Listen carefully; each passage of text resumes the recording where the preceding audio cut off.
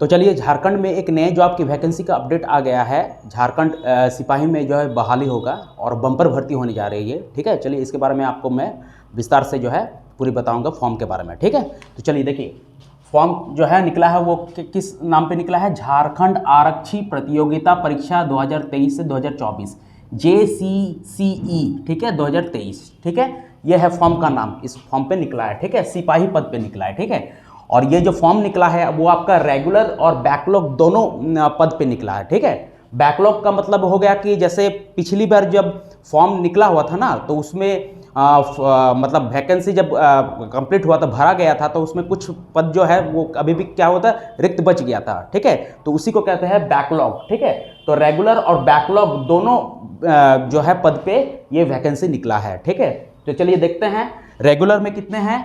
3799 है रेगुलर पद पे और 1120 है आपका बैकलॉग पे।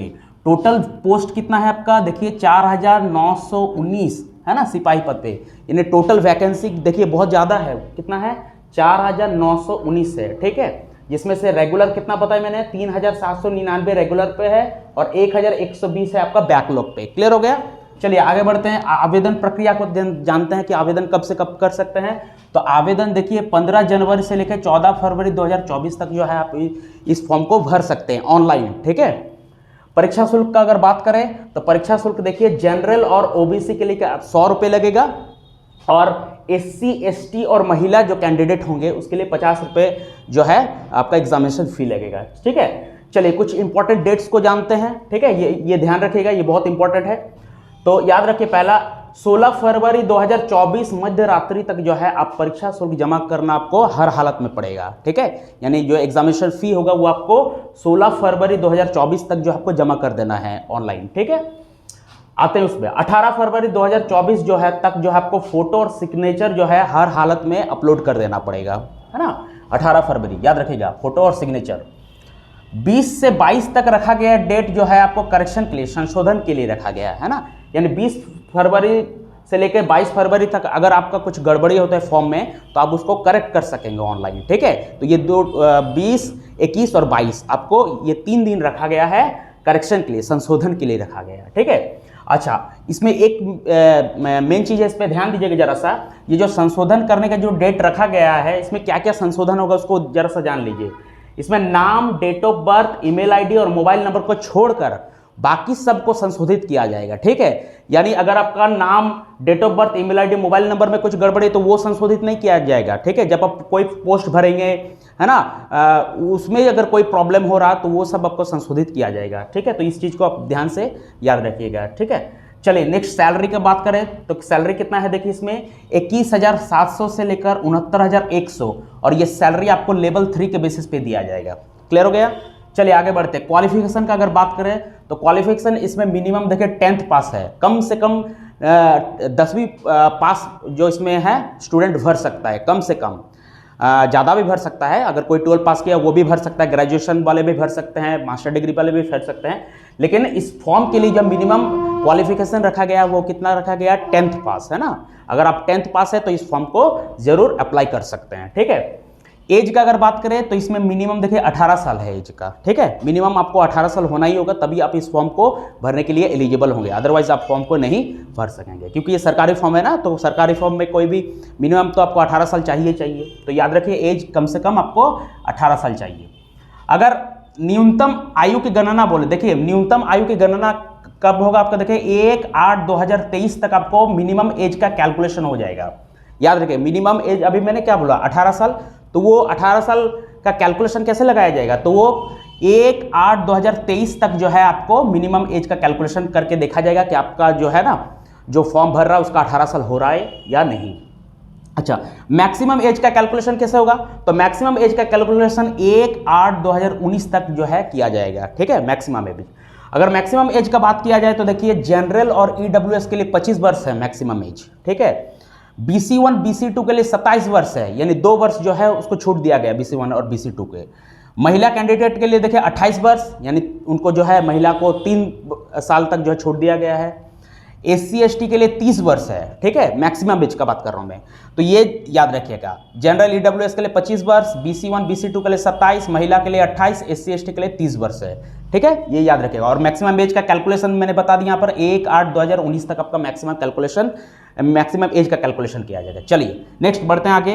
परीक्षा याद रखिएगा 3 चरणों में परीक्षा होगा आपका, ठीक है। पहला आपका फिजिकल टेस्ट लिया जाएगा, उसके बाद फिजिकल टेस्ट जैसे ही पास कीजिएगा तो मेडिकल टेस्ट लिया जाएगा, मेडिकल टेस्ट पास कीजिएगा तब आपका रिटन टेस्ट लिया जाएगा। क्लियर हो गया मेरी बात को? तो याद रखिए अगर फिजिकल टेस्ट में आप पास होंगे, क्वालिफाई करेंगे, तभी आपको मेडिकल टेस्ट देने मिलेगा। अगर आप फिजिकल टेस्ट में मान लीजिए कोई अगर कैंडिडेट अगर सक्सेस नहीं कर रहा तो उसको मेडिकल टेस्ट और रिटन टेस्ट नहीं देने देगा, ठीक है। तो फिजिकल टेस्ट पास करेगा जो कैंडिडेट तभी उसको मेडिकल टेस्ट दिया जाएगा, फिर मेडिकल टेस्ट जब वो सक्सेस करेगा, पास करेगा, सफल होगा, तब उसको रिटन टेस्ट भी देने को मिलेंगे। क्लियर हो गया? चलिए आगे बढ़ते हैं, कुछ और देखते हैं चीज़ें। जैसे शारीरिक माप का अगर बात किया जाए, फिजिकल क्राइटेरिया का अगर बात किया जाए, तो याद रखिए जो जनरल कैटेगरी से जो फॉर्म भरेंगे उसका हाइट कम से कम 160 सेंटीमीटर होना चाहिए और चेस्ट जो है उसको कम से कम 81 सेंटीमीटर यानी 81 सेंटीमीटर कम से कम उसको होना चाहिए। SC ST के लिए जो हाइट कम से कम 155 सेंटीमीटर का हाइट होना चाहिए और चेस्ट जो है वो 79 सेंटीमीटर का होना चाहिए। BC1 BC2 के लिए जो है मिनिमम हाइट जो होना चाहिए वो कितना होना चाहिए, 160 सेंटीमीटर होना चाहिए और अगर वही चेस्ट का बात करें तो 81 सेंटीमीटर का चेस्ट होना चाहिए। महिला कैंडिडेट के लिए अगर बात करें तो हाइट जो है कम से कम 148 सेंटीमीटर का होना चाहिए और जो चेस्ट जो है वो उसका ज़रूरत नहीं है, उसका रिक्वायरमेंट नहीं है। क्लियर हो गया? तो ये मेरे फिजिकल स्ट्रक्चर के बारे में भी बता दिया है ना। चलिए अब देखिए जिला वाइज ये फॉर्म में किस किस जिले में जो है कितनी पोस्ट है इसको मैं बता देता हूँ। ये जो है आपका डिस्ट्रिक्ट वाइज निकला है।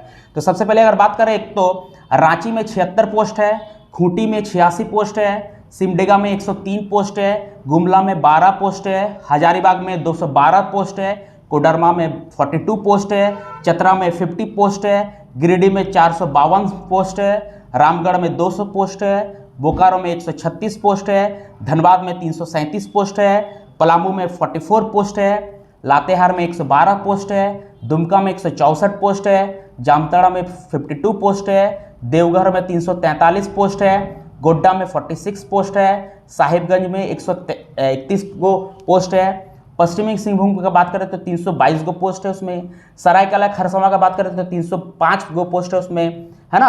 अगर JPTC का बात करें तो इसमें जो है 10 गो पोस्ट है। JPTC मतलब झारखंड पुलिस ट्रेनिंग सेंटर का बात करें उसमें 10 पोस्ट है। रेल धनबाद का अगर बात करें तो 240 गो पोस्ट है। जंगल वॉरफेयर स्कूल का अगर बात करें तो उसमें 14 गो पोस्ट है। कांस्टेबल ट्रेनिंग सेंटर का अगर बात करें तो उसमें 52 को पोस्ट है। रेल जमशेदपुर का बात करें तो इसमें 254 को पोस्ट है। तो ये था आपका जो है जो झारखंड पुलिस का जो वैकेंसी निकला है 2023 में, है ना। उसका एग्जाम जो होगा आपका बता दिया मैंने, सारा चीज़ बता दिया। अब जो है उसका रिटन टेस्ट में क्या क्या सिलेबस है, क्या क्या परीक्षा पैटर्न है, उसको जो है मैं एक सेपरेट वीडियो बना के आपको मैं बता दूंगा। तो आशा करता हूँ आपको ये वीडियो बहुत अच्छा लगा है। इस वीडियो को आप अपने फ्रेंड को जो है ना, रिलेटिव सबको जो है शेयर कीजिए और मेरे इस चैनल को सब्सक्राइब कीजिए। Thank you.